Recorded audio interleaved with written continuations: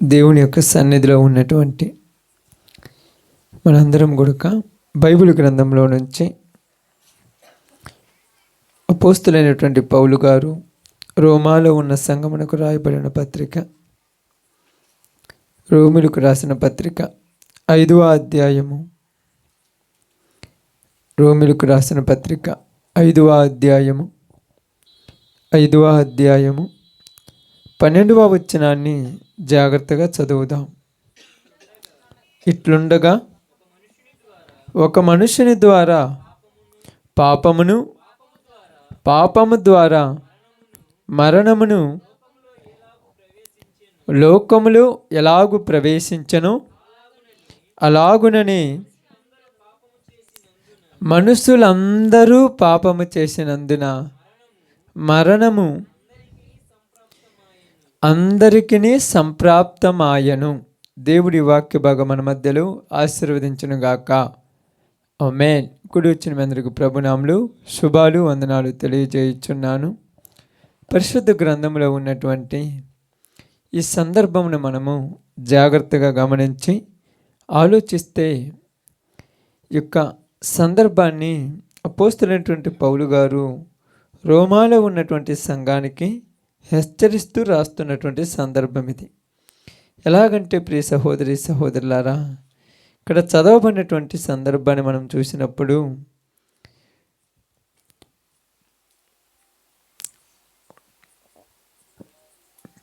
ఒక మనిషి అనేటువంటి ఒక విషయం గురించి మనకి ఇక్కడ తెలియపరుస్తుంది. ఇట్లుండగా ఒక మనుషుని ద్వారా మరణమును, ఒక మనుషుని ద్వారా పాపము ద్వారా మరణమును లోకములోనికి ఎలాగూ ప్రవేశించను.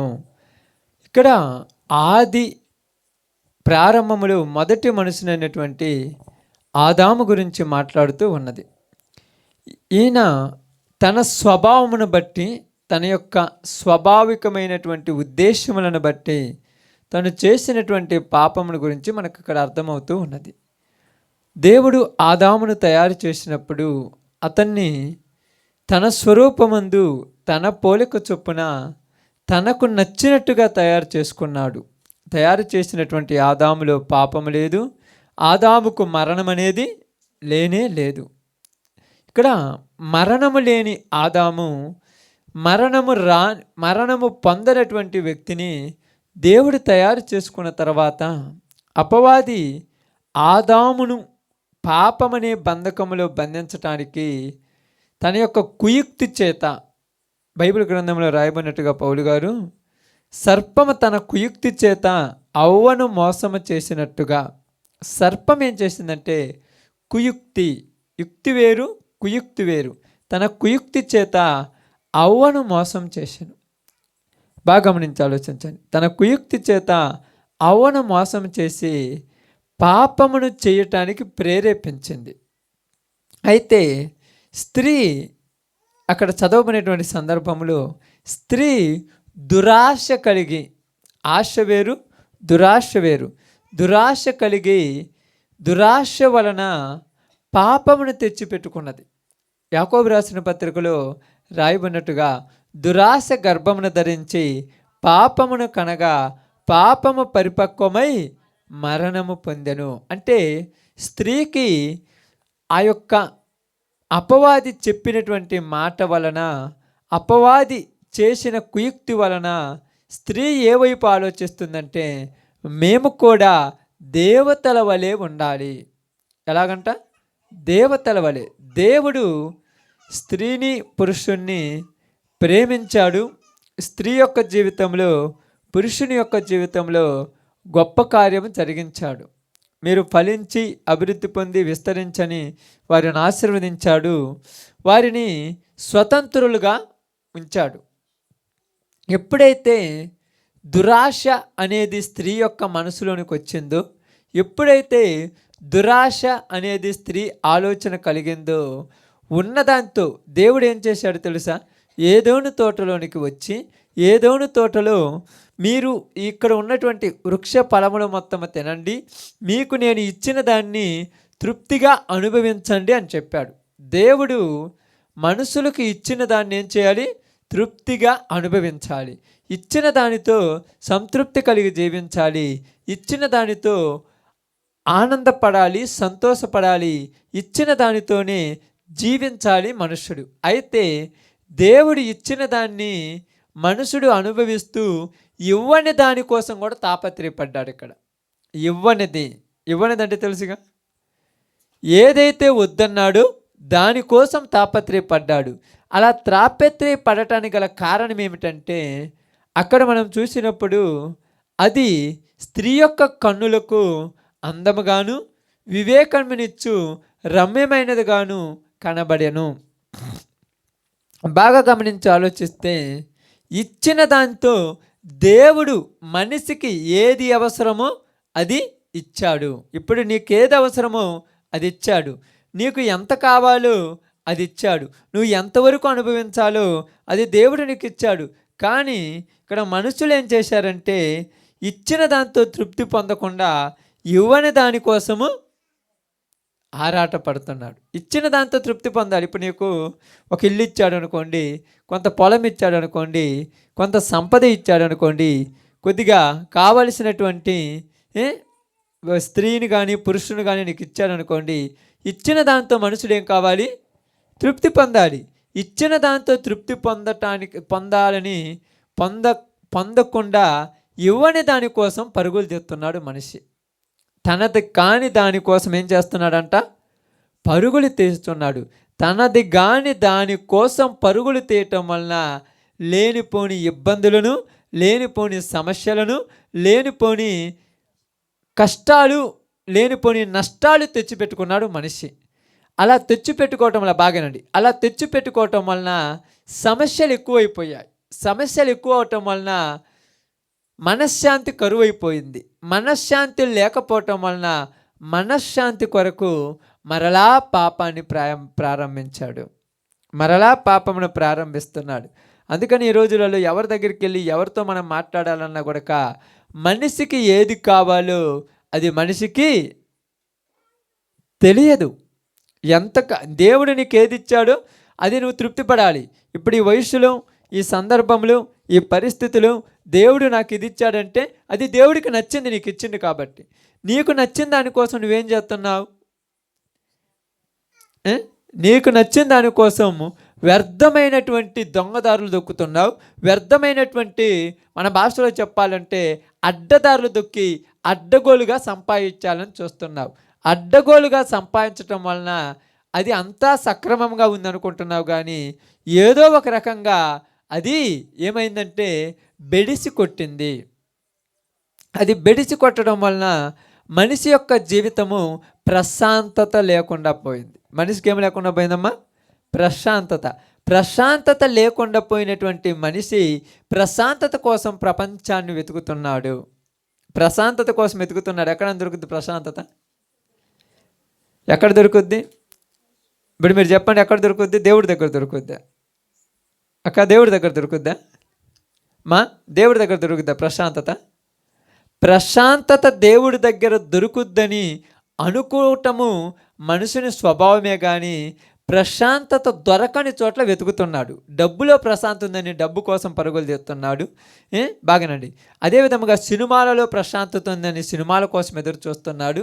అదేవిధంగా గొడవలలో ప్రశాంతత ఉందని గొడవల కోసం ఎదురు చూస్తున్నాడు. మద్యపానంలో ప్రశాంతత ఉందని మద్యపానంలో ఎదురు చూస్తున్నాడు. వ్యభిచారంలో ప్రశాంతత ఉందని వ్యభిచారం కోసం ఎదుగుతున్నాడు. తిరిగి ఎక్కడా ప్రశాంతత దొరకనప్పుడు ఇక మనిషి జీవితము ఇంతేనేమో అనుకుంటున్నాడు. అర్థమవుతుందా? ఇక మనిషి జీవితము ఇంతేనేమోలే, ఎందుకు దేవుడు నన్ను సృష్టించాడు, ఎందుకు నాకు ఈ కష్టాలు, ఎందుకు నాకు ఈ బాధలని అనుకునేటువంటి పరిస్థితులకు వెళ్ళిపోయాడు. అలా అనుకోవటానికి గల కారణం ఏంటంటే, నీకు దేవుడిచ్చిన దాంతో నువ్వు తృప్తి పడటం లేదు.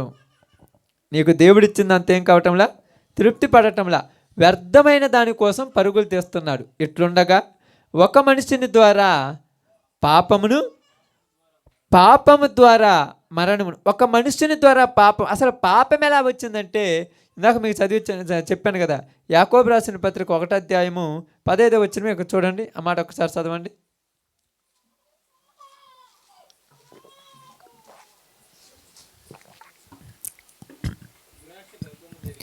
15గా దురాశ గర్భమును ధరించి, అంటే మనిషి పాపం చేయటానికంటే ముందు ఏం చేశాడు? దురాశ. ఆశ కాదు, ఇక్కడ ఆశ వేరు. ఆశ ఆశ అనేది వేరు, దురాశ వేరు, ఆశ వేరు. ఆశ ఏంటంటే నీకు ఉండాలి, ఆశ లేకుండా మనిషి బతకలేడక్క. ఆశ ఉండాలి. ఇప్పుడు దేవుడి దయ వల్ల 1,00,000 రూపాయలు సంపాదించావనుకో, ఈ సంవత్సరానికి దేవుడు నాకు ఇది ఇచ్చాడని దాంతో సంతృప్తి కలిగి ఉండాలి. దేవుడి దయ వల్ల నీకు చక్కని భార్యని ఇచ్చాడు అనుకోండి, దేవుడు నాకు ఇచ్చాడని ఆమెతో సంతోషం కలిగి ఉండాలి. దేవుడి దయ వల్ల ఒక భర్తని ఇచ్చాడు అనుకోండి, అతనితో సంతోషంగా ఉండాలి. దేవుడి దయ వల్ల నీకు కావాల్సినటువంటి బిడ్డలను కానీ, కావాల్సినటువంటి ఆస్తి ఐశ్వర్యమును కానీ దేవుడు అనుగ్రహిస్తే చాలు అనుకోవాలి. కానీ ఇది ఆశ. కానీ దురాశ ఏంటంటే లేనిది కూడా పాకులాడుతున్నారు ఈరోజు. నీకున్న దాన్ని కాకుండా పక్కనోడిది కావాలనుకుంటున్నారు ఈరోజు. అదే కదా దురాశ అంటే. ఇప్పుడు ఆ దురాశ వల్ల ఏమైపోయింది? ఆ దురాశ దేనికి దారి తీసింది? దురాశ దేనికి దారి తీసిందంటే మీకు అర్థం కావటానికి చెప్తాను. బైబిల్ గ్రంథంలోనికి మీరు వెళ్ళినప్పుడు బాగానండి, ఒక చిన్న ఎగ్జాంపుల్ చెప్పి నేను ముందుకు సాగుతాను. బైబిల్ గ్రంథంలో ఆహాబు అనేటువంటి ఒక రాజు ఉన్నాడు. ఎవరంట? ఆహాబు. ఈ ఆహాబు ఆ దేశానికి రాజు, ఆ ప్రాంతానికి రాజు, ఆ ప్రదేశానికి రాజు. ఈయనకు కొన్ని 100 ఎకరాల పొలం ఉంది, కావలసినంత సంపద ఉంది, కావలసినంత ఆస్తి ఉంది, కావలసినంత ఐశ్వర్యం ఉంది, కావలసిందంతా ఉంది. ఇతనికి ఏది తక్కువ లేదు. కాబట్టి ఇతను ఏం చేశాడంటే, అంతా ఉన్న అతను తన నగరను ఆనుకొని మరొకనికి, అతని పేరు ఏం రాయబడింది అక్కడ? నాబోతు అని అతనికి 1 అరెకరా ద్రాక్ష తోట ఉంది. ఎంత? నీకు 100 ఎకరాలు ఉంది, నీకు 1000 ఎకరాలు ఉంది, నీకు కావాల్సినంత ఆస్తి ఉంది, ఎన్నో ద్రాక్ష తోటలు ఉన్నాయి. నాబోతుకు 1 అరెకరా ద్రాక్ష తోట ఉంటే నీకు ఇచ్చిన దాంతో తృప్తి పడటంలా పక్కనోడు అరెకరా కోసం పాలుపడ్డాడు. ఇక్కడ నీకు 100 ఎకరాలు ఉంది కదమ్మా, నీకు 100 ఎకరాలు ఉందిగా, నీకు 100 ఎకరాల పంట పండుతుందిగా, నీకు కావాల్సినంత పండుతుందిగా, నీ పక్కనోడి అరెకరా కోసం నువ్వు ఎందుకు పాకులాడుతున్నావు? ఇప్పుడు అరెకరా కావాలని ఏం చేస్తున్నాడంట? నాబోతు దగ్గరికి వెళ్ళి, అయ్యా నీ పొలం నాకు అమ్ము అన్నాడు. నా ఇష్టం, అమ్ముతాను అంతే కదమ్మా. ఇప్పుడు అమ్మాలని రూల్ ఏమన్నా ఉందా? ఇప్పుడు నేను ఆలోచించండి, ఖచ్చితంగా అమ్మాలని ఏమన్నా రూలు ఉందా? Praise the lord, hallelujah, praise the lord. అమ్మాలని రూల్ ఏం లేదుగా. ఏమన్నాడు? నా ఇష్టం, అమ్ముతాను లేకపోతే లేదన్నాడు. మరలా ఇంకొకరి చేత అడిగిచ్చాడు, నాబోతు నీ ద్రాక్ష తోట అంట అమ్మ. నేను అమ్మను. ఎందుకు అమ్మనంటే, ఇది మా పితరులు నాకు ఇచ్చినటువంటి స్వాస్థ్యము, నా పితరులకు గుర్తుగా నేను ఇది ఉంచుకున్నాను అన్నాడు. వాళ్ళ అమ్మ నాన్నోళ్ళు ఉన్నారు కదా, తాత ముత్తాతలు గుర్తుగా ఇచ్చారంటమ్మ. 1 ఎకరా ఉంది, అది నేను నా పితరులకు గుర్తుగా ఉంచుకున్నాను. ఇప్పుడు ఆలోచించాలిగా, నీవు పట్టిందే పంతమా? అయ్యో ఆయన చెప్పిన మాట బాగుంది కదా, వాళ్ళ పితరుల స్వాస్థ్యముగా దాచి ఉంచుకున్నాడంట, అది మనకెందుకులే, దాని మీద మనకెందుకులని వదిలేయాలి. ఇంకా పొద్దుగుకులు దాన్ని పట్టుకొని ఏలవాడకూడదు, వదిలేయాలి. కానీ నాబోతు అమ్మలేదని ఇంటికెళ్ళి మూతి ముడుచుకొని పడుకున్నాడు ఇంట్లల్లో. అప్పుడు యెజబెలు వచ్చి, ఏమిటయ్యా నువ్వు ఇలాగా దిగులు పడి పడుకున్నావు, ముఖమంతా ఎందుకు ఎలాగ నువ్వు పెట్టుకున్నావు? ఏందంట ముఖమంతా ఏంటంటే, దాన్ని ఏమంటారు, మనము ఏమంటారు చెప్పండి, అది ముఖమంతా అప్పుడప్పుడు అంటారు ఏదో పోగొట్టుకున్నట్టు, ఎవరో చచ్చిపోయినట్టు ముఖమంతా కూడా ఒక రకంగా పెట్టుకుంటారు కదా. ఎందుకంత కుమిలిపోతున్నావు? ఏంది నీ ఫీలింగ్, ఏంది నీ బాధ? ఏంటంటే, నాబోతు ద్రాక్ష తోట నాకు ఏనన్నాడు. వాడి తోట నీకు ఎట్టేస్తాడమ్మా? నీది నీవు లేకపోతే బాధపడు, పక్కనోడి ద్రాక్ష తోట నీకు ఎత్తడా? అప్పుడేం చెప్పాలేమా? అయ్యా మనకు 100 ఎకరాలు ఉందిగా, కావాల్సినంత సంపద ఉందిగా, కావాల్సినంత ద్రాక్ష తోటలు ఎన్నో ఉన్నాయిగా, ఆ నాబోతుది మనకెందుకు అనాలా లేదా? నువ్వెవరివి? నువ్వు రాజు. నువ్వు తలుచుకుంటే ఏదైనా కొదువా? రేపు పొద్దుటికల్లా నాబోతు ద్రాక్ష తోట మనం తీసుకుందామని వెంటనే 2 అబద్ధాల సాక్షులు పెట్టించి నాబోతు మీద కేసు పెట్టి, నాబోతు తప్పు చేశాడని నిరూపించి, బాగానండి, నాబోతు తప్పు చేశాడని నిరూపించి నాబోతుని రాళ్లతో కొట్టి చంపేపించింది. ఇప్పుడు ఇప్పుడు నాబోతు చచ్చిపోయాడు, ఇంటికి వచ్చింది, నాబోతు ఇక లేడు, ద్రాక్ష తోట నువ్వే తీసుకో అంటే, ఇప్పుడు పక్కనోడిది తీసుకోవాలంటే వాడిని ఏం చేయాలి? నువ్వు చంపాలి. వాడిని చంపాలంటే దాన్ని బైబిల్ గ్రంథం ఏమంటుంది? నరహత్య. నరహత్య అంటే పాపం. ఇప్పుడు దురాశ వల్లే కదా చంపింది, లేకపోతే చంపుతుడా? చూడండి, ద్రాక్ష తోట కోసం ఒక మనిషిని చంపాడు. ఎవరు? అహాబు రాజు ద్రాక్ష తోట కోసం మనిషిని చంపేశాడు. ఇప్పుడు చాలామంది ఏమంటారు తెలుసా? నాకు దేవుడిచ్చిన కాడికి చాలంటారు. మరి పక్కన వాళ్ళ మీద ఎందుకు కోరికలు మనకు? బాగా ఆలోచించండి. మనం ఇప్పుడు నేను దేవుని పరిచర్యకు వచ్చాను, దేవుని సేవకు వచ్చాను, దేవుడు నాకు ఎంతవరకు ఇచ్చాను, నేను ఏది ఆశించను అన్నాను. ఇప్పుడు మళ్ళా పోయి వాళ్ళ దగ్గర పోయి ఇది ఉంది నీకు, ఇది ఉంది నీకు, ఇది కావాలి నాకు, అది కావాలి, ఇది కావాలి, మళ్ళీ వాళ్ళ మీద పొట్లాడటము. వాళ్ళు బాగా సంపాదించుకున్నారు, మూతి ముడుచుకొని ఇంట్లో పడుకుంటే దాన్ని ఏమంటారు చెప్పండి? నువ్వు కష్టపడకుండా నీకేం రాదుగా, నువ్వు చెమటర్చుకొని నీకేం రాదుగా, మరి పక్కనోడిది నీకెందుకు? ఇక్కడ దురాశ వల్ల ఏమొచ్చింది? పాపం. మరలా ఇంకొక రాజుకు ఒక పని చేశాడు. ఇప్పుడు ఆస్తి కోసము ఏం చేశాడు? ఆస్తి మీద దురాశ. అదేవిధంగా బైబిల్ గ్రంథంలో మరొక ఆయన ఉన్నాడు. ఆయన పేరు దావీదు మహారాజు. ఏందమ్మా? దావీదు మహారాజు. ఈ దావీదు మహారాజు దగ్గరికి నాతాను ప్రవక్త వచ్చి ఒక ఉపమానం చెప్పాడు. చాలా జాగ్రత్తగా గమనించండి. అమ్మా కొద్ది నిమిషాలు వినండి, ప్రార్థన చేస్తాను. చాలా జాగ్రత్తగా వినండి. ఈయన దగ్గరికి వచ్చి అన్నాడు, రాజా నేను నీతో ఒక ఉపమానం చెప్తాను, జాగ్రత్తగా విను అన్నాడు. ఓకే చెప్పయ్యా, నేను వింటానన్నాడు. ఇదిగో, ఒక దేశంలో ఒక రాజు ఒక ధనవంతుడు ఉన్నాడు, ఒక పేదవాడు ఉన్నాడు. ఇద్దరు కూడా మంచిగా ఊరిలో జీవనం సాగిస్తూ ఉన్నాడు. ధనవంతుడికి ఒక 100 గొర్రెలు ఉన్నాయి. ఎన్ని? 100 గొర్రె పిల్లలు ఉన్నాయి. ఆ పేదవాడికి 1 గొర్రె ఉంది. పేదవాడికి ఎన్ని ఉంది? 1 ఉంది. వీడికి 100 గొర్రెలు ఉన్నాయి. ఇప్పుడు ధనవంతుడింటికి బంధువులు వచ్చారు. ఎవరింటికి వచ్చారు? ధనవంతుడింటికి బంధువులు వచ్చాడు. బంధువులు రాగానే ఈ ధనవంతుడు ఏం చేశాడంటే తన దొడ్లోకి పోలా, పక్కనోడు దొడ్లోకి పోతున్నాడు. ఇప్పుడు బాగానండి, మీకు ఏదైనా అవసరం వస్తే మీ ఇంట్లో కూరగాయలు ఉంటాయిగా, అవి కోసి పోవండి పెట్టండి. మీ ఇంట్లో ఉంటాయిగా, దాంతో పెట్టండి. పక్కన వాళ్ళ కాడ అయిపోయి చూసి అలా కాయలు బాగున్నాయి, అవి బాగున్నాయి, అక్కడ మునక్కాయలు బాగున్నాయి, ఇక్కడ వంకాయలు బాగున్నాయి, ఏం నీ కాడికి వద్దా?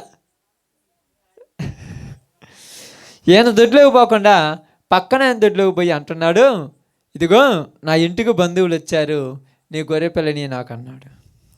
రాజా, ఇది నేను అల్లరి ముద్దుగా పెంచుకునేటువంటి గొర్రెపిల్ల, ఇది నేను చాలా కష్టపడి సంపాదించుకున్న గొర్రెపిల్ల, నేను ఇయ్యలేనయ్యా అన్నాడు. ఏమన్నాడు? నేను ఇయ్యలేనయ్యా, కాబట్టి ఏమనుకోవద్దంటే నా ఇంటికి బంధువులు వచ్చారు కాబట్టి ఖచ్చితంగా వాళ్ళకు విందు చేసి పెట్టాలి, గొర్రెపిల్లని అన్నాడు.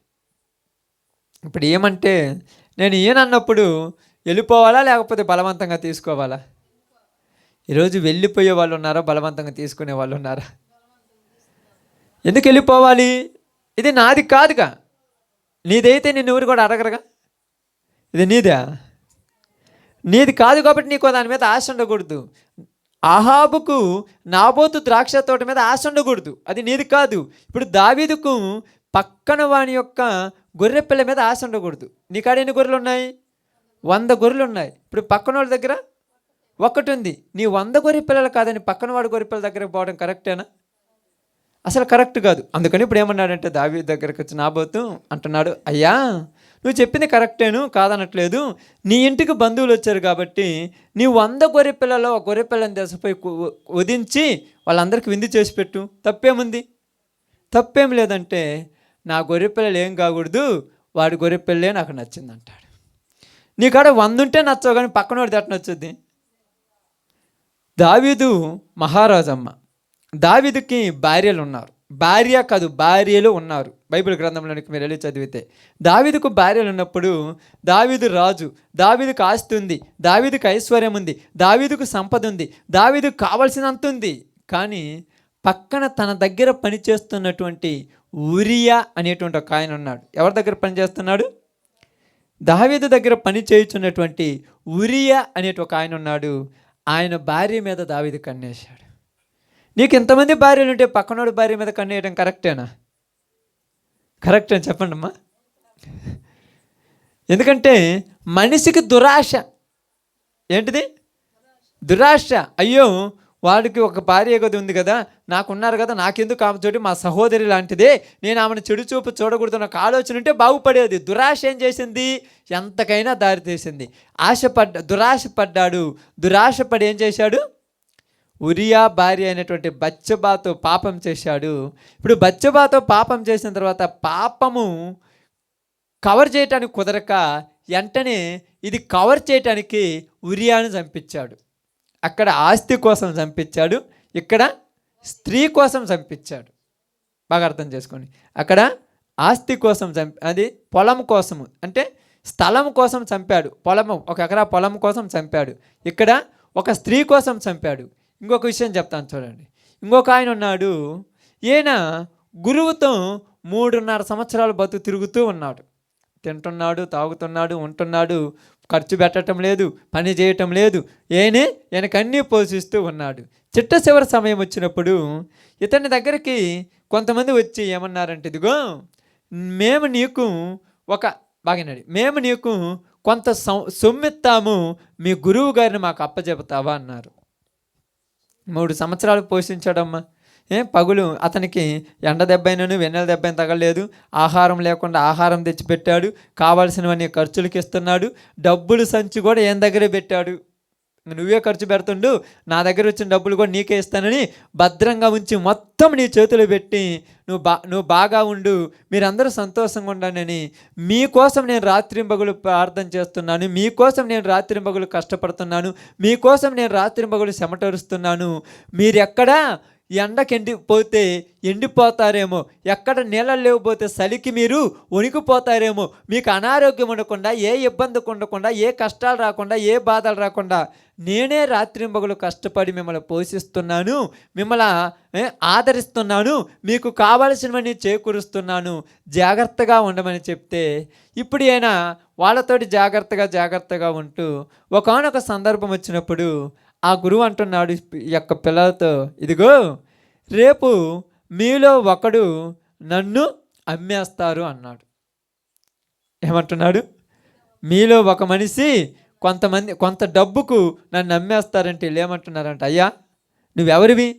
మా బాగోగులు చూసుకుంటున్న వ్యక్తివి, మాకు కావలసిన అవసరాలు తీరుస్తున్న వ్యక్తివి, మాకు ఆకలైతే ఆహారం పెడుతున్న వ్యక్తివి, మాకు ఇబ్బందులు వస్తే మా ఇబ్బందుల్లో నుంచి బయటికి తీసుకొస్తున్న వ్యక్తివి, మాకు రోగములు వస్తే మా రోగాలు నయం చేస్తున్న వ్యక్తివి, మాకు ఏదైనా సమస్య వస్తే ఆ సమస్య నీదిగా చూసుకుంటున్న వ్యక్తివి. నిన్ను మేమెందుకు అమ్మేస్తామయ్యా? మేము అమ్ముతామా? అసలు అమ్ముతురా? ఒక రకంగా చెప్పాలంటే నువ్వెవరివి? తండ్రివి, తల్లివి.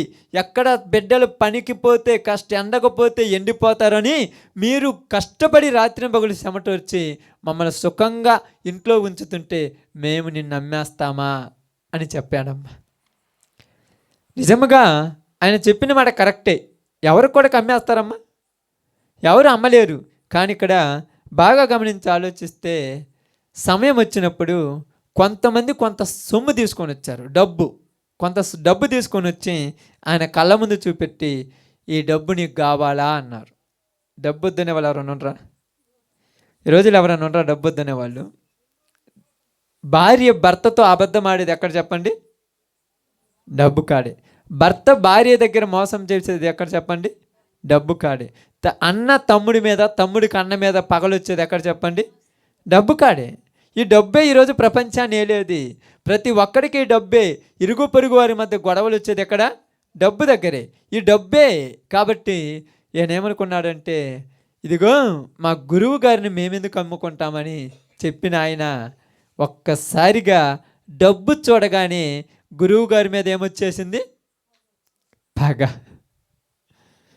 ఈ 2 రోజులు మమ్మల్ని కాపాడాడు, మేము ఎక్కడో అదేంది పని పాటలు చేసుకుంటే, జాలర్లుగా ఉంటే, ఏదో పనులలో ఉంటే, ఏ పని లేకుండా మమ్మల్ని దగ్గరకు తీర్చి ఆదరించి ఓదార్చాడు, మాకు అన్నీ చేకూర్చాడు, మంచి విలువనిచ్చాడు, మంచి ఘనతనిచ్చాడు, మంచి పేరునిచ్చాడు, మంచి స్వభావనిచ్చాడు.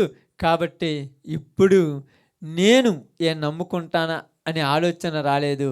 డబ్బును చూడగానే ఇతనిలోనికి ఏమొచ్చేసింది? దురాశ. ఏమొచ్చిందమ్మా? దురాశ వచ్చింది. ఈ దురాశ రాగానే వెంటనే డబ్బులు తీసుకున్నాడు. ఏమంటున్నాడు తెలుసా? రేపు మా గురువు గారిని నీకు అప్పగిస్తానంటున్నాడు. ఎవరైనా అప్పగిస్తారా? చెప్పండి, ఎవరైనా అప్పగిస్తారమ్మా? నిజంగా ఎవరైనా డబ్బు కోసము నమ్మిన వాళ్ళని అప్పగిస్తారా? ఈ రోజులలో ఆస్తి కోసం భర్త భార్యను చంపాడని మనకు అనిపిస్తుంది. కట్నాలు తేలేదని భార్యను పంపేట్లా భర్త ఇంటికి పోయి కట్నాలు డబ్బు కోసమే కదా. డబ్బు కోసం భార్య భర్తను చంపేస్తుంది, అవునా కదా? డబ్బు కోసం పిల్లల తల్లిదండ్రులను చంపేస్తున్నారు. డబ్బులు తెచ్చినంత కాలం తండ్రిదండ్రులు మంచోళ్ళు, అదే డబ్బు తేకపోతే ఊరి పెడతారు వీళ్ళకి బువ్వ. డబ్బులు తెచ్చినందుకు పెడతారు, డబ్బులు తేకపోతే ఊరి పెడతారు. ఎన్ని రోజులని అనాథాశ్రమంలో నొకరండి, అవునా కాదా? డబ్బు మనం ఏమంటాం? డబ్బు పీ తినిపిస్తుంది అంటాం. డబ్బు పీ కాదు, డబ్బు ఏదైనా చేపిస్తుంది. డబ్బు ఎంత ఏదైనా చేపిస్తుంది. ఇప్పుడు డబ్బు పిచ్చి మనిషికి ఉండొచ్చు, కానీ డబ్బు ఆశ ఉండొచ్చు, కానీ దురాశ ఉండకూడదు. ఈ దురాశ ఏం చేస్తుంది? అప్పుడప్పుడు చాలామందికి చెప్తుంటాను నేను, కొన్ని చోట్లకి వెళ్ళినప్పుడు దైవజనుల దగ్గరికి వెళ్ళినప్పుడు అంటారు, మీ అన్నోళ్ళు బాగా సంపాదించుకున్నారు అంటారు పాస్టర్ గారితో. ఏనంటారు? మనం దేవుణ్ణి నమ్ముకొని వచ్చినామంటే, దేవుణ్ణి నమ్ముకున్నంత మాత్రం మన పిల్లలకు కూడా ఆస్తులు అంతస్తులు ఉండాలి కదా, మన పిల్లలకు కూడా ఏదైనా కావాలి కదా. అంటే ఈ కోరిక ఎందుకు వచ్చింది? దురాశ. ఈ దురాశ ఎదుటి వాళ్ళతో పోల్చుకోవటం వల్ల నీ జీవితం పాడైపోతుంది. ఈ దురాశ ఎదుటి వాళ్ళతో పోల్చుకోవటం వల్ల నీ జీవితం సర్వనాశనం అయిపోతుంది. ఒక అన్న తమ్ముడు గురించి మాట్లాడుతూ తన భార్య అన్నట్టు, మీ తమ్ముడు చూడు, నీకంటే చిన్నోడు, ఎంత బాగా సంపాదించుకుంటున్నాడు, ఎంత బాగా కూడబెట్టుకుంటున్నాడు, 10 ఎకరాల పొలం కొనుక్కున్నాడు, 2 మిద్దెలు కట్టించాడు, ఇంత బాగున్నాడు, మనకేముంది? యేసు ప్రభు అంటూ పోతున్నావు, ఏముంది మనకంటే? మనం దేవుని సేవ కోసం వచ్చాం, ఇవన్నీ వదిలేసాం, ఇవన్నీ మనకు అవసరం లేదు, మా తమ్ముడే కదా, వాడు బాగుంటే మనకు మంచిదే కదంటే. కానీ ఈ మనిషి ఓర్చుకోలేకపోతున్నారంట.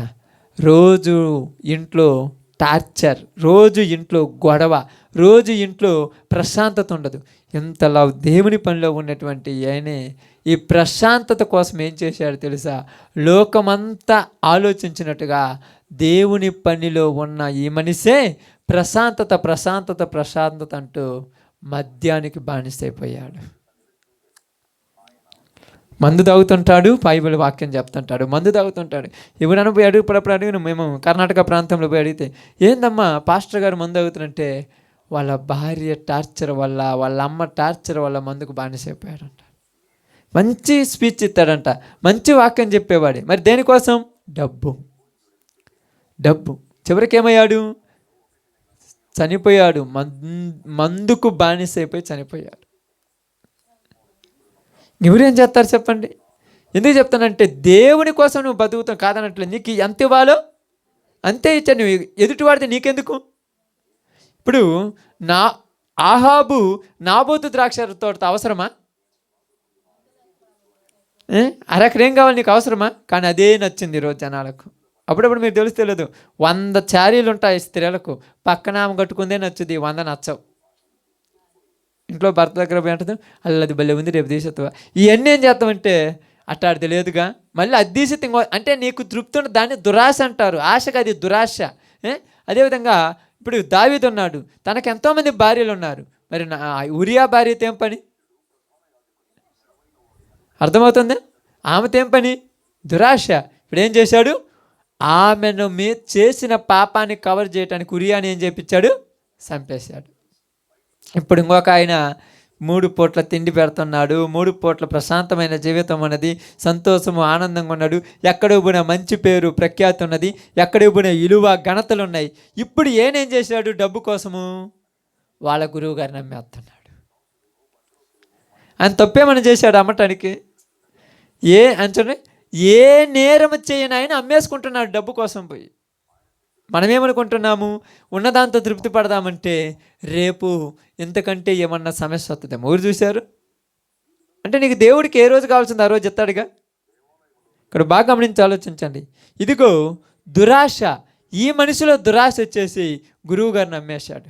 ఇప్పుడు ఆయన చిత్రహింసలు పెడుతూ, ఆయన కొరడాలతో కొడుతూ, ఆయన ముఖం మీద ఉమ్మెత్తు, ఆయన హేళన చేస్తూ, చెయ్యని నేరానికి చేశాడన్నట్టుగా ఆయన చిత్రహింసలు పెడుతుంటే, ఇప్పుడు శిష్యుడు ఉన్నారు చూడు, ఈయనకు అనిపించిందో, అయ్యో అనవసరముగా నేను మా గురువు గారిని అప్పగించానే, మా గురువు గారు ఏ తప్పు చేయలేదు, ఇదిగో మీ డబ్బులు మీకు ఇస్తాను, మా గురువు గారిని వదిలిపెట్టమంటే నువ్వు డబ్బు కోరుకున్నావు, నీ డబ్బు నువ్వే చూసుకో, నేను వదిలిపెట్టను అన్నాడు. ఒక్కసారి మనిషిలోనికి దురాశ వస్తే ఆ దురాశ చావాలంటే ఈడు చావాలి, రాకూడదు. మరి వస్తుందంటే చచ్చిపోవాలి. అందుకనేమన్నారు తెలుసా, ఇట్లుండగా ఒక మనుషుని ద్వారా పాపము అంటే దురాశ గర్భమును ధరించి పాపము అంటే మనుషునికి ఏమొచ్చింది, పాపం వచ్చేసింది. పాపం వలన వచ్చే జీతము మరణము. మనుష్యుడికి మరణం ఎందుకు వచ్చిందంటే మనుషుడు పాపం చేశాడు. ఎవరు పాపం చేశారంటే అందరూ అని రాయబడింది కింద, అదేనా? మనుషులందరూ చదవమాట, మనుషులందరూ పాపము చేసినందున, మనుషులందరూ పాపం చేశారంటానికి రుజువు ఏంటంటే ఎవరైతే మరణించకుండా ఉంటాడో వాడు పాపం చేయలేడు. చచ్చిపోకుండా ఉండేవాడు ఎవరైనా ఉన్నాడా? ఎవడైనా చచ్చిపోకుండా ఉండేవాడు ఉంటాడు చూడండి, వాడిలో పాపం లేదు, వానికి యేసు ప్రభు అవసరం లేదు. కాబట్టి ఇక్కడ అన్నాడు పాపము వలన మనుషులందరూ చనిపోతున్నారు. కాబట్టి యేసు ప్రభు వారు వచ్చి ఆ మనుషులు చూడండి, అందుకేమన్నారు చూడండి, తర్వాత అంతేకాదు చదవమ్మా, అలాగుననే మరణం అందరికీ సంప్రాప్తి ఆయను. ఇప్పుడు చూడండి బైబిల్ గ్రంథంలో నుంచి రోమిలకు రాసిన పత్రిక 6:23.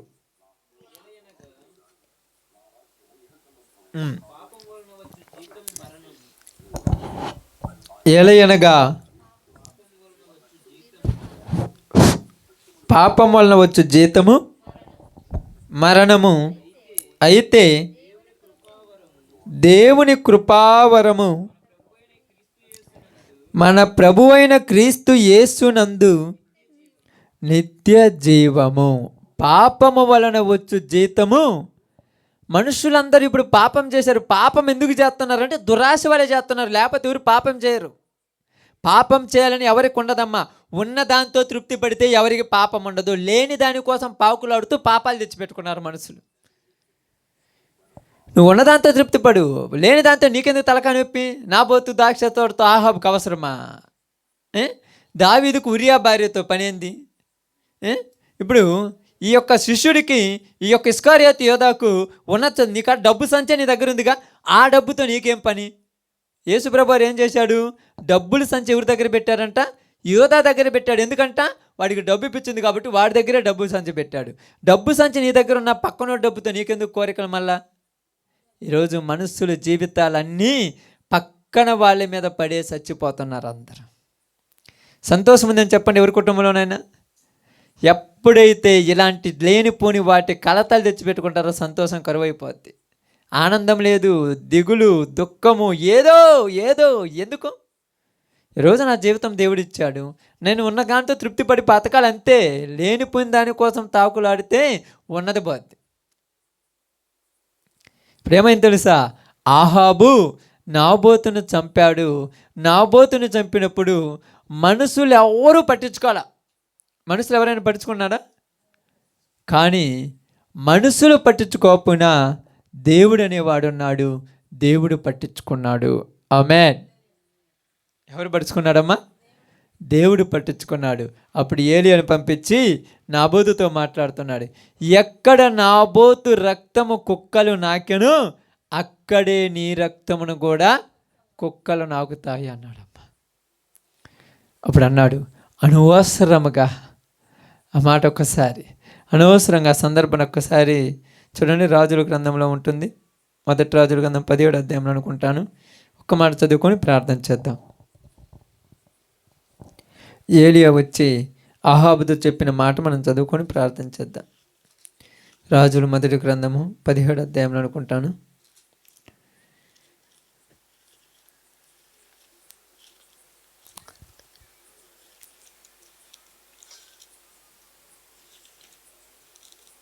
కనపడిందమ్మా?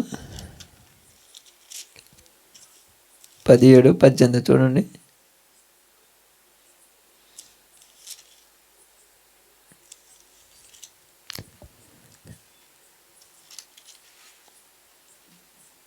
సారీ, 21 అధ్యాయం, మొదటి రాజుల గ్రంథము 21 అధ్యాయము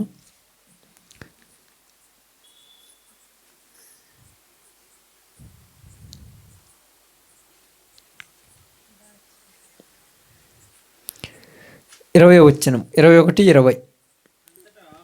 అంతటా ఆహాబు ఏలియాను చూచి, నా పగవాడ, నీ చేతిలో నేను చిక్కుబడితినా అని పలకగా ఏలియా ఇట్లనెను, బాగానండి, యెహోవా దృష్టికి కీడు చేయుటకు నిన్ను నీవే అమ్ముకొని ఉన్నావు గనుక నా చేతిలో నీవు చిక్కితివి.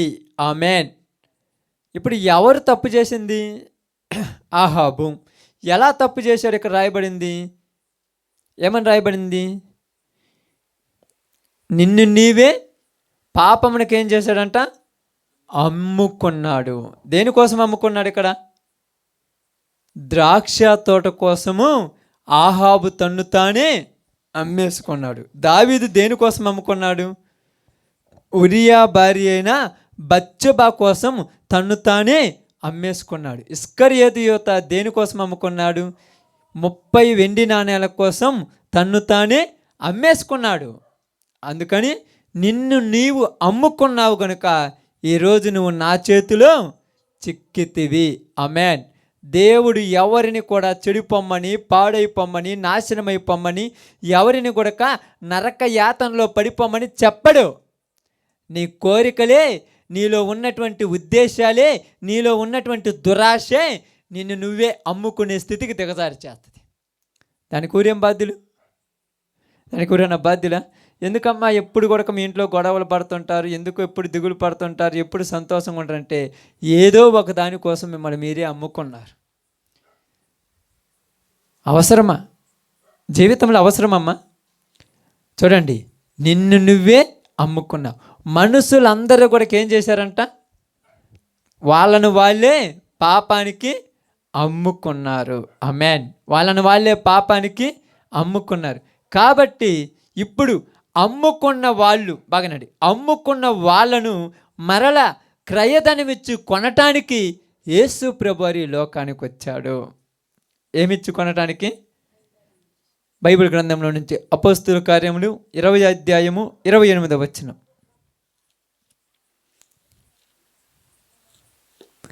అపోస్తుల కార్యములు, ప్రభువు తన స్వరక్తమిచ్చి సంపాదించిన, ఏమిచ్చంట? తన స్వరక్తమిచ్చి. బాగా గమనించి ఆలోచించండి. ఏమిచ్చుకున్నాడంట? తన స్వరక్తమిచ్చి. కావాలంటే చూడండి, బైబిల్ గ్రంథం నుంచి పేతురు రాసిన మొదటి పత్రిక,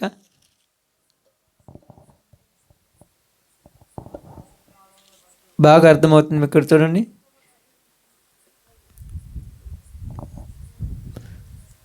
ఒకటో అధ్యాయం 19వ వచనం. అమూల్యమైన రక్తము చేత అనగా నిర్దోషమును నిష్కలంకమునగు గొర్రె పిల్ల వంటి క్రీస్తు రక్తము చేత విమోచింపబడితిరని మీరెరుగుదురు కదా. దేని చేత మరలా మనల్ని విడిపించాడంట? మనల్ని అమ్ముకుంటే, మనమే పాపానికి అమ్మేసుకున్నాం, పాపానికి అమ్ముడు పోయాం అందరము. ఎవరు అమ్మలా మనమే అమ్ముకున్నాం. కాబట్టి యేసు ప్రభువారు ఈ లోకానికి వచ్చి తన స్వరక్తమిచ్చి, తన రక్తమిచ్చి మనల్ని అందరిని ఏం చేశాడంట? విడిపించెను, కొనుక్కున్నాడు మరలా. ఇప్పుడు కొనబడిన మన మీద ఎవరి పెత్తనం ఉంటుంది? దేవుని పెత్తనం ఉంటుంది. ఇంకా నీ పెత్తనం నీలో ఉండకూడదు, నీ ఆలోచన నీలో ఉండకూడదు. ఎందుకంటే మనమే అమ్మేసుకున్నాం మన కోరికలకి. అమ్ముకున్న తర్వాత వాడు తీసుకెళ్ళి ఏం చేశాడు? కట్టేశాడు. దాంట్లో మీకు అర్థం కావటానికి బాగా చెప్తాను. మన పల్లెటూరులో ఉంటాం కాబట్టి ఎక్కువ మీకు అర్థమయ్యే భాషలో చెప్తాను. మన యొక్క బర్రెలు కానీ, గొర్రె పిల్లలు కానీ, లేకపోతే ఎద్దులు కానీ పక్కన వాళ్ళ పొలాలలో పడింది అనుకోండి, ఏం చేస్తారక్క? పొలాల్లో పడి తింటుంటే ఏం చేస్తారు తెలుసా? వాళ్ళు తీసుకెళ్ళేసి ఊరిలో ఒక పద్ధతి ఉంటుంది, ఆ పద్ధతి ప్రకారము వాళ్ళ దగ్గర కట్టేసుకుంటారు వాళ్ళు. ఇప్పుడు 2-3 రోజులు తిరుగుతారు వీళ్ళు, మా గొర్రె పిల్లలు కానీ రాలేదు, మా బర్రెలు కానీ రాలేదు అనగానే వాళ్ళు ఏమంటారంటే, అల్లదిగో వాళ్ళు అక్కడ కట్టేశారు అనగానే ఇప్పుడు వాళ్ళ దగ్గర పోయి, పెద్దల దగ్గర పోయి, అయ్యా ఇది మా బర్రె, ఇది మా గొర్రె అనగానే కట్టేసినోడు బయటకు వచ్చి, నా పొలంలోనికి వచ్చి తిన్నది కాబట్టి నేను కట్టేశాను అంటాడు. ఊరకనే కట్టేస్తారా నీవు దాన్ని? నీది కాని దాన్ని ఊరని కట్టేస్తారా?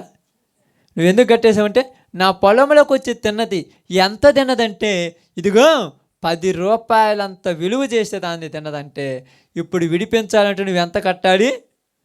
10 రూపాయలు కట్టాలి. ఇప్పుడు యేసు ప్రభువు మనల్ని విడిపించాలంటే, మనము చేసిన పాపానికి ప్రతిఫలంగా తన యొక్క ప్రాణమును అర్పణముగా అర్పించి మనం విడిపించాడు ఈరోజు. ఇది అర్థం కాల లోకానికి. ఇంకా మేమెక్కడ బానిసలమయ్యామంటే, ఎవరు దేనికి బందీ కాల, కానీ ఎవడు దేనికి బలహీనుడు కాల. కానీ ఆహాబ్ అన్నట్టుగా ఏలి ఆహాబుతో ఏమన్నాడు తెలుసా? నీవు ఆ కోరికతో, ద్రాక్ష తోట కావాలన్న కోరికతో నిన్ను నువ్వే పాపానికి ఏం చేశావు? అమ్మేసుకున్నావు. ఈరోజు ఎంతమంది ఏటికి అమ్ముకున్నారో ఆలోచించండి. ఈరోజు చాలామంది భూమి మీద ఉన్నటువంటి ప్రజలందరూ ఏదో ఒకదానికి అమ్ముడు పోయి వాటి చేతులలో చిక్కుకొని వాటిలో నుంచి బయటికి రాలేకపోతున్నారు ఈరోజు. ఇప్పుడు ఆ గొర్రె పిల్లను కట్టేశారనుకోండి అమ్మ తాడుతో, అది ఎంతలా వరబీకుండా సాయంత్రం కాగానే రావాలని ఇంటికి వస్తుందా? కట్టేసిండు. ఇప్పుడు నువ్వు పోయి స్వతంత్రంగా పోయి ఇడిపించగా శక్తి ఉందా నీకు? వాడేమన్నాడు? నాకు నష్టం జరిగింది కాబట్టి నేను కట్టేశాను. మరి నష్టము తీరిస్తేనే కదా వాడు ఇడిపించేది. నష్టం నేను తీరుస్తానన్నాడు. ఎలా తీరుస్తావంటే, వాడు చేసిన పాపానికి ప్రతిఫలముగా నా ప్రాణం ఇస్తానన్నాడు. అది యేసుప్రభు చేసిన త్యాగం. ఈరోజు ప్రపంచానికి యేసుప్రభు అర్థం కావాలంటే, మనుషులు దురాశల వలన పాపానికి అమ్ముడుపోయారు, మరణానికి బానిసలైపోయారు. యేసుప్రభు వారు వచ్చి ఆ పాపానికి ప్రయచిత్తముగా తన్ను తాను అర్పించుకొని మనందరినీ విడిపించాడు. ఆమేన్. కాబట్టి అక్కడ రోమిలకు రాసిన పత్రిక 6వ అధ్యాయము 23వ వచనంలో మనం చదివినట్టుగా ఏమన్నా రాయబడింది అక్కడ? యేసుక్రీస్తు ద్వారా మనుషులందరికీ నిత్య జీవము. ఇప్పుడు యేసు ప్రభువు మనందరినీ ఆ బంధకములో నుంచి విడిపించి మనకేం చేశాడంట? నిత్య జీవం అనేటువంటి ఆ యొక్క జీవాన్ని మనకు అనుగ్రహించాడు. ఇప్పుడు మనల్ని ఎవరు కట్టేయాల? మరి లోకంలో వాళ్ళంటే ఒకడు తాగుడు కట్టేశాడు, ఒకడు వ్యభిచారానికి కట్టబడ్డాడు, ఒకడు ధనాపేక్ష కట్టివేయబడ్డాడు, ఒకడు అనుమానాలకు కట్టివేయబడ్డాడు, ఒకడు కుతంత్రాలకు, అప్పులు, బాధలకు, ప్రతిదానికి కట్టివేయబడ్డాడు. వాడిని విడిపించడానికి యేసుప్రభు వచ్చాడు. నువ్వు ఎప్పుడైతే యేసుప్రభు దగ్గరికి వస్తావో నీవు బంధించబడిన ఆ బంధకం నుంచి నిన్ను విడిపించి నీ కొరకు తన్ను తాను అర్పించుకొని నిన్ను స్వతంత్రుడిగా చేస్తాడు. కాబట్టి యేసుక్రీస్తునందు ఉన్న వారికి ఏ శిక్షా విధి లేదు. కాబట్టి ఈరోజు మనందరికీ చెప్పినట్టుగా దురాశలు అనేవి ఇప్పుడు మనలో ఉండకూడదు. ఇదిగోయ్యా నేను ఇలా చేస్తున్నానంటే ఏం చేసినా దానికి మరలా యేసు ప్రభు వారిని సిలువ వేసినట్టే. ఇవి నీలో ఉండకూడదు. నువ్వు అన్నీ వదిలేసి దేవుడు నా సమస్తమును చూసుకుంటాడని ఆయనకు నచ్చినట్టుగా మనం బ్రతుకుతుంటే ఆయనే మనకు కావలసినవన్నీ అనుగ్రహించి తగిన సమయంలో మనకి ఎప్పుడు ఏది ఇవ్వాలో అది ఇచ్చి మన జీవితాన్ని ఫలభరితముగా మారుస్తాడు. అలాంటి కృప దేవుడు మనందరికీ అనుగ్రహించును గాక. ఆమేన్. అందరం కూడా తల ఉంచినట్టయితే ప్రార్థన చేసుకుందాం.